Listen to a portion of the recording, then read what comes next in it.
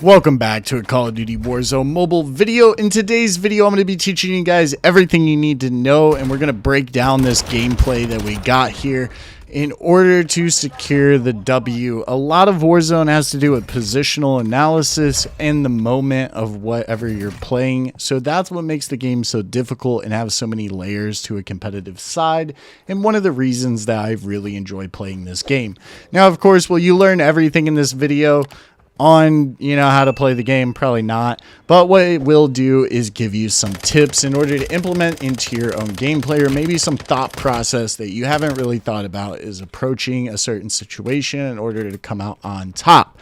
Now, if you guys like this content, let me know down in the comment section below, because I'm really curious of doing this in the future, and I would potentially even want to do some of your guys' gameplays where viewers send in footage for me to review, and we don't have to post your name. We can figure out the semantics of all that stuff, but if you wanted to stay anonymous, we couldn't just do an absolute gameplay review of what I think about your decision making.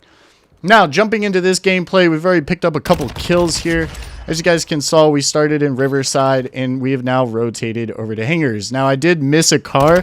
A car rotate would have been a lot smarter, and as you guys could maybe hear in this, probably not because I'm talking, this was my first game on, so my brain wasn't 100% turned on. If you look at the UAV or the mini-map, you guys can see that we have some targets over there. Now, instead of going on foot and chowing, what I want to do is I want to get up in the firehouse tower to chow this for a couple reasons. Right there, if you noticed, on the UAV, there is a person down below us, so we're going to be mindful of that. Using your mini map to your advantage in any BR is going to be an utmost importance, because it's going to set you apart from every other player, and especially if you're popping UAVs or advanced UAVs, it is just literally a cheat code. So right now we know zone is pushing in and we have zone pressure. We also know there is someone underneath us, so you might be asking yourself, well, why are we taking this fight? As you guys can see, we're checking the ladder because we want to know, and we're also listening with our ears to see if we can hear someone coming up that ladder. Now, our biggest bail point right now is we know we have an ATV down in the bottom of fire, but we also know that there is a kid down in the bottom of fire. The reason we're in tower is because if need be and he took that ATV, we could then fly off a tower and get ahead of the zone. But what we're going to do is we're going to try to beat this player. Now, this is a 50-50 on your rotational strategy here, except I knew this kid wasn't really moving around, and if he took the ATV, I'd probably be able to shoot him off of it, but the odds are, would I get the ATV back? Probably not. So a lot of risk went into that. As you guys can see, we've rotated across the river, and we have spotted these kids, so what we're going to do is we're going to drive past them to a higher elevation vantage point. Here, I actually thought I could use the ATV as cover, and instead I had to improvise immediately due to my ATV rolling downhill, and then start to use the tree as cover. As you guys can see, we threw out the initial stun. A person right side flanked us, so we had to take care of that target first. We actually got away, which was extremely lucky, and as you guys can see, I'm immediately plating. I'm not saving any time to figure out if I'm safe or not, because odds are your health is low, so the sooner you can get a plate off, the better. If you're going to die due to a situation, anyway, you're going to die. Now, as you guys can see, we've got zone advantage, so now we're going to use this tree and mount. Mounting will improve your accuracy dramatically. I know that's crazy considering I just missed a whole clip, but in the instance of if you can mount, it is usually beneficial to do so, whether it's to the side of a tree or a building or a roof.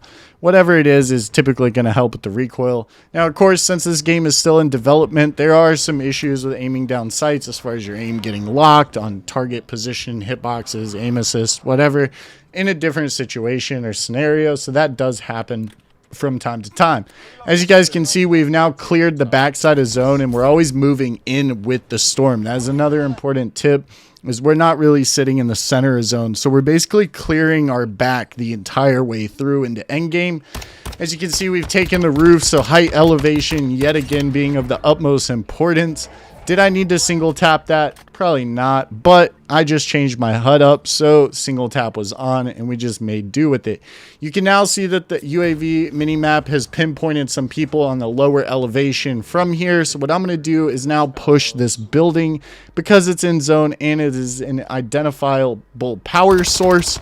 so I can look down on these kids. Now, if someone's in this building, that just means that this building is now your next target to clear of importance, because you guys are going to need this position. Positioning in endgame will make or break the difference, and you guys will see why here in just a little bit as this game progresses. Now, I precisioned this to see if the precision would potentially land on the back side of the building. It did not, and the roof absorbed 90% of the precision. So that was just a failed attempt. As you guys can see, we're hoping that he is going to get overconfident and peek out or make a mistake and a chow. However, we know that there's only 2 other people left due to our kill counter at the top. So what we're going to do is we're going to check all of our sides. We are fully aware that our back is relatively clear. The right side is clear, and we know this kid is down here to the left. So as you guys will see right there, we'll start to check our hard left just to make sure, and we spot someone just chilling with a little shield situation, deployable shield. Now, this is really interesting. What I do here is because this guy is now left. So what I do is do a parachute pull real quick so I can get up on top of this roof, and we're immediately going to start using tacticals. Just because of the fact that tacticals will potentially make the fight an 80-20 instead of a 50-50. Now we know we're in a 1v1 situation and we have height. Notice how I'm going to stay on this upper edge until absolutely necessary, because from this point the zone can then pull in either direction. If you go to full push this kid with it being only the last kid left, you potentially run the risk of dying to zone or having an extreme amount of zone pressure. However, now that we understand where the zone is going to go, we have only a couple seconds to make a very important decision. Now, we know zone's pulling lower, and we can see that this house is not included in the next zone pull. So what we're going to do is land on top of the house, yet again securing a height advantage, and this allows us to finally spot the kid. It looks like he's come outside of his house, so we're going to tap him up here a little bit. Now we're going to immediately throw a tactical, because if he was inside that house, it would have stopped him from getting in. Since I didn't know where he was, I threw a thermite in pretty much the only choke spot he could have gone. If you guys like these videos, please be sure to give them a thumbs up and consider subscribing for more Warzone Mobile content. My name has been Aggro. Remember, stay hydrated, and I'll catch you in the next one. Thank God that the brothers on the rise now. Endless celebrations all in my house. Levitating now, I'm super duper fly now. London boy, but DC